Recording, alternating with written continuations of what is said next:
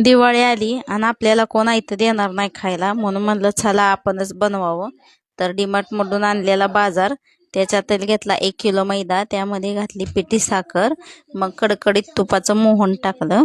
तुपाचं मोहन हे कडकडीतच टाकायचं, म्हणजे शंकरपाळी आपली छान बनते. तर इथं असा पिठाचा मुटका झाला पाहिजे, म्हणजे छान असं टेक्स्चर जमलेलं आहे सगळ्याचं. मग थोडंसं दूध घालून घालून असा घट्टसर पिठाचा गोळा बनवून घ्यायचा. इथं माझा आवाज वाढला कारण घरात ते मला डिस्टर्ब करत होते आणि मी आवाज करून त्यांना सांगत होते तिकडे जावा. मग मी छोटा गोळा घेतला, त्याच्या अशा मस्तपैकी घड्या मारून चपाती अशी लाटून घ्यायची. मग चारी बाजूचे 4 काप असे कापून घ्यायचे आणि मस्त छोट्या छोट्यामध्ये लेअरमध्ये आपल्याला कट करायची शंकरपाळी. अशी कट केली छानपैकी आणि सगळ्या एकदम लाटून घेतल्या आणि पेपरवरती टाकल्या. आणि मग आता तळायला घेतल्या, सगळ्या लाटून घेतल्या मगच तळायला घेते मी. आणि गॅस एकदम बारीक लो फ्लेमवरती शंकरपाळी आपल्याला तळून घ्यायची, कारण छान फुगते आणि लेअर पण पडतात. कधीच फास्ट गॅसमध्ये तळून घ्यायची नाही.